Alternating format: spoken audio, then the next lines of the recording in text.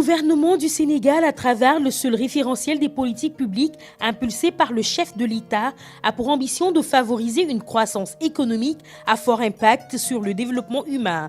Pour atteindre cet objectif, il est impératif de se doter des infrastructures de qualité à même de porter le développement économique et social harmonieux pour l'ensemble du territoire national.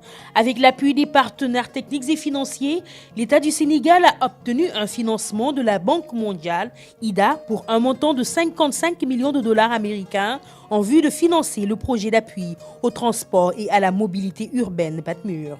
L'entrée en vigueur de ce projet a eu au mois de décembre 2010, dans sa première phase.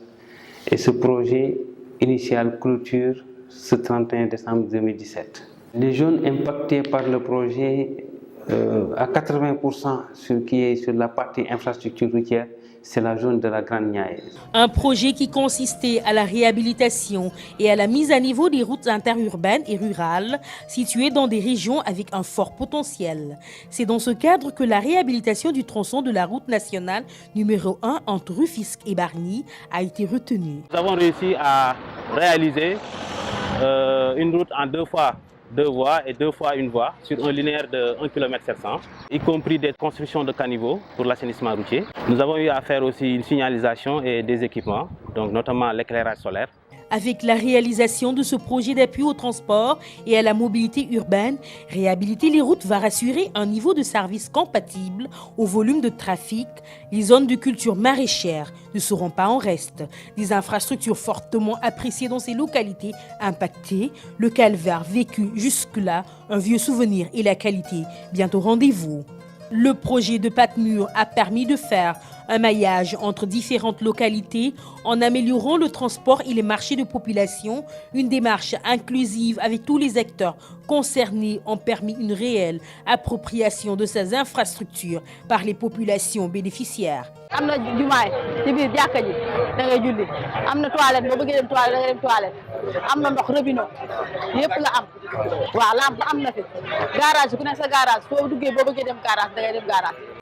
mu bëggoon dem Thiès jamono yi pause mbaari boobu ma xool maa ngi doon def lu mu dee naa def 1 heure de temps ci yoon mi fii ak Thiès léegi fii ak Thiès doo def 20 minutes sax.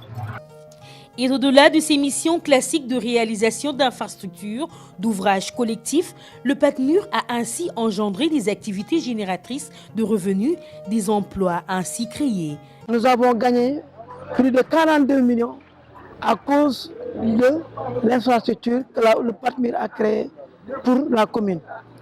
Mieux, nous avons aujourd'hui 9 jeunes qui ont un salaire, qui travaillent dans le marché. Cap sur ces nouvelles extensions. Avec sa forte densité, la localité avait un réel besoin de se doter de nouvelles voiries, une vieille doléance désormais satisfaite au grand bonheur des populations.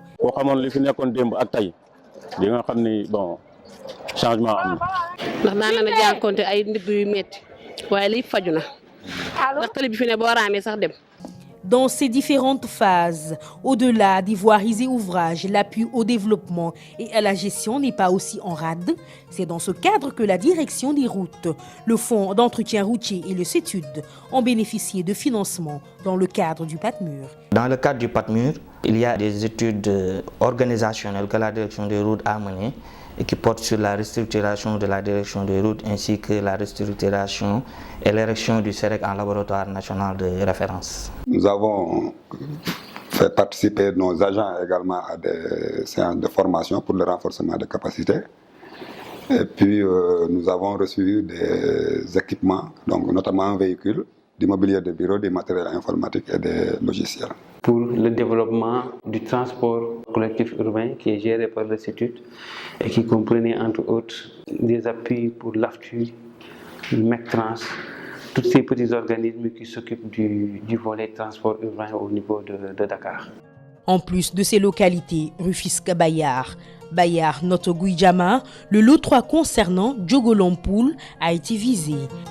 Cet ambitieux projet financé par la Banque mondiale a touché ce volet important, l'éducation, une équité au cœur du plan Sénégal émergent, concrétisant l'ambition du chef de l'État. Ici, des salles de classe ont été construites ainsi que des murs de clôture d'école. Le centre de ressources opérationnelles et de promotion des enfants a aussi bénéficié d'un réaménagement de passage permettant à des enfants à mobilité réduite ou de gros handicaps de mieux circuler au sein de l'établissement. Des images qui seront des souvenirs. Voilà, je tiens tout d'abord à remercier la Banque mondiale et l'Azuroute qui nous a véritablement offert 2 belles classes qui nous ont permis, n'est-ce pas, de pouvoir accueillir un nombre assez considérable d'élèves. École bi ni meloon miir yi toj na école yi boo fi jaaree doo xam lii école la mais nag bi ngeen fi duggee léegi loolu ñu doon jooy lépp saafara ngeen ko école bi miire nañ ko tabaxal ngeen ñu fi classe yoo xamante ni xale yu ndaw yi nga xamante ni mataguñoo dugg école.